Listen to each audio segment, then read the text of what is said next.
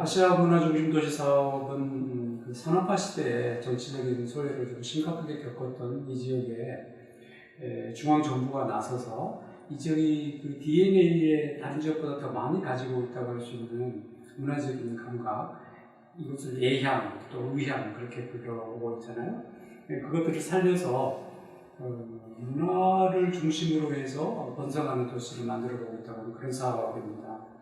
그렇게 함으로써 지역 균형을 이루려고 하는 그런 목적도 들어있는 것이고요. 이것은 저희들이 많은 분들이 알고 있다시피 그 백범 선생이 꿈꿨던 문화 강국, 문화가 풍요로운 나라로 가는 그 방향에 서서 어떤 국가적인 실험을 하고 있는 사업이라고 할 수 있습니다. 이 조성사업 출범 시에는 굉장히 많은 기대들이 있었어요.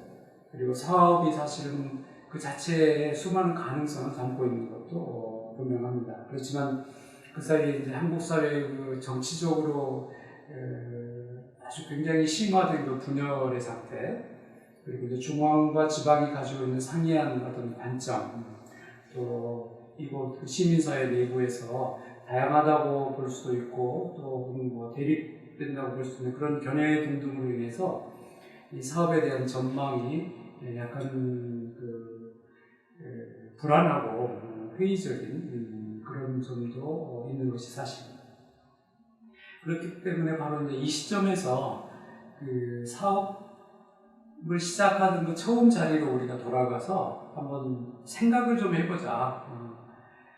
특히 이 전당 설계에 반영되어 있는 정신이라고 하는 것은 무등산과 5.18을 내 것으로 소유하지 않고 내 심장이 품으려고 한다고 하는 그런 느낌을 주는 것이거든요.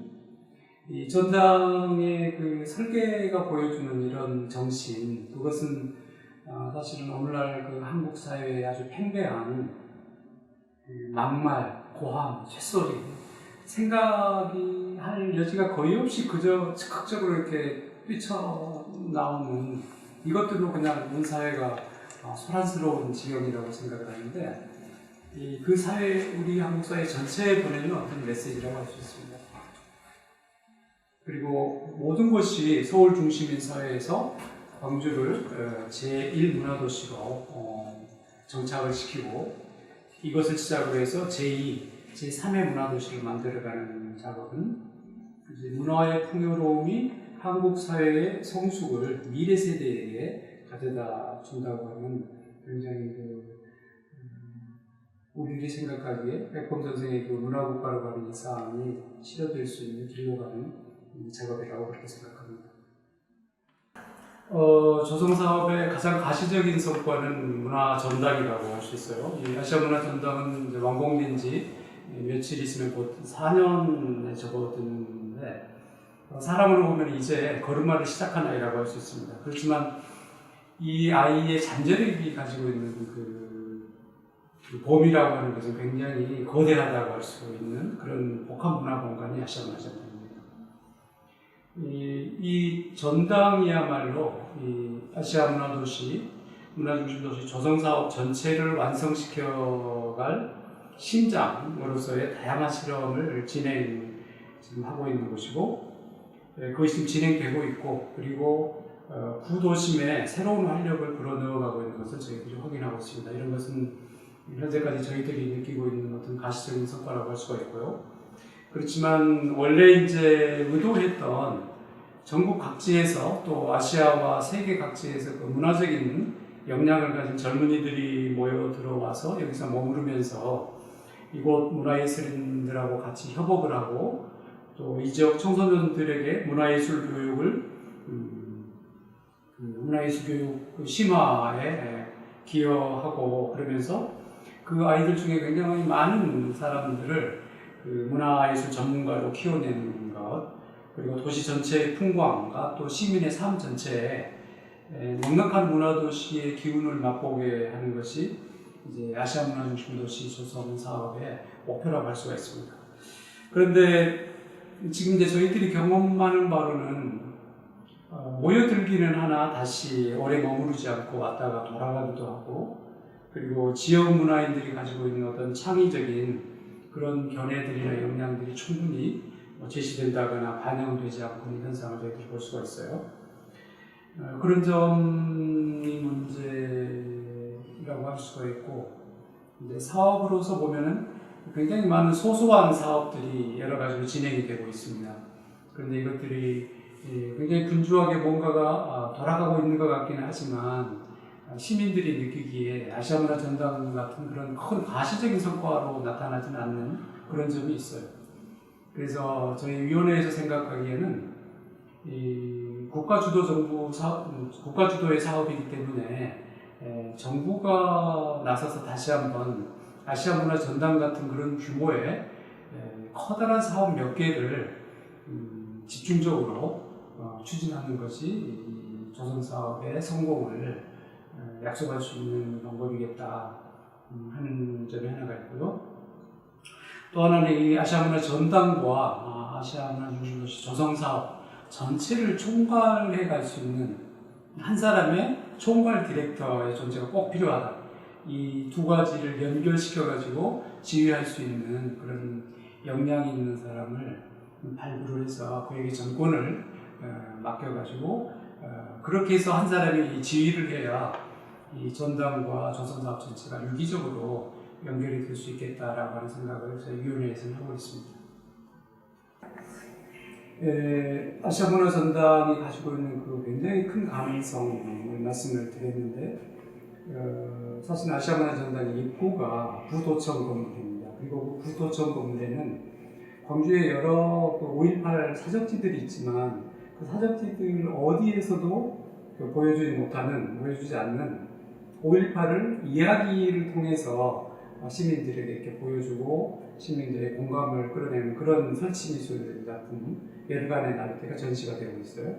근데 이 작품이 일정 기간만 개방이 되고 시민들 중에 상당수는 그것이 있다는 것도 모르거나 아니면 있는지를 알지만 아직 못 봤거나, 그래서 본 사람들은 굉장히 깊은 어떤 감흥을 느끼고 특히 그 젊은 아이들, 중고생들이나 대학생들이 5.18 이야기만 잠깐 들었지 실감을 못 했던 사람들이 그것을 보고서 5.18이 뭔지 뭔가 느낌이 온다 이런 일도 있고, 그렇기 때문에 사실 이 사업 전체가 성공하기 위해서 이 도청 복원 문제를 잘 해결해 나가야 하는데, 복원을 위해서 이 설치미술 작품을 개방하면 안 되고 싹 치우고 옛날 그대로 안에 사무실로 복원해야 한다는 이런 생각을 하는 분들은 이 설치미술 작품 자체를 치워야 한다고 생각하는 거예요.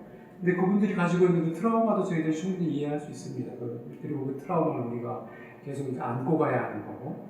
근데 또 한편으로는 5.18에 참가를 했던 광주 시민 대다수 30~40만, 60만까지 이르는 그 사람들하고 그 사람들 외에 다른 많은 사람들은 왜 5.18을 이렇게 잘 설명해주고 있는, 문화예술적으로 설명해주고 있는 열간의 나비대라고 하는 설치미술 작품을 광주 시민들에게는 물론 또 광주를 방문해서 그걸 보고 싶어하는 사람들에게도 못 보게 하고 그래야 하느냐, 그에 대한 굉장히 강한 불만들이 있는 걸 제가 확인을 했어요. 그리고 그런 불만은 어떻게 보면은 한편으로 광주에 트라우마가 있고 한편으로는 광주에 가위 눌림이 있다, 제가 그렇게 좀 이야기를 하고 싶어요. 이 두 가지 다를 해결하는 것은 어쨌든 조성사업이 아시아문화 전당이 가지고 있는, 보여주고 있는 전당이 무등산을 이렇게 우러러보면서 넓게 그걸 소유하지 않고 안으려고 하고 있는 그런 모습을 하고 있는데, 그 정신을 바탕으로 해서 시민사회가 나서서 시민들의 말을 하게 하고 시민들의 말을 공론화시키고 하면서 굉장히 지혜로운 길을 찾아가야 하리라고 생각합니다. 저는 이 과정에서 광주를 찾는 많은 사람들이 있는데, 요즘에는 그 방탄소년단의 노래에 062 5.18이라고 하는 그게 나오는 바람에 가사에 외국의 많은 청소년들도 이 5.18이 뭐냐라고 하다가 광주 5.18이라고 하는 역사적인 사실을 궁금해하면서 5.18 묘역을 지나가기도 하고 이 구도청을 찾아오기도 합니다. 그 사람들에게 사실은 이걸 꼭 보여줄 만한 게 이것인 거예요. 이 구도청의 이 에르간의 나이트는 정말 보여줄 만한 작품인 것입니다.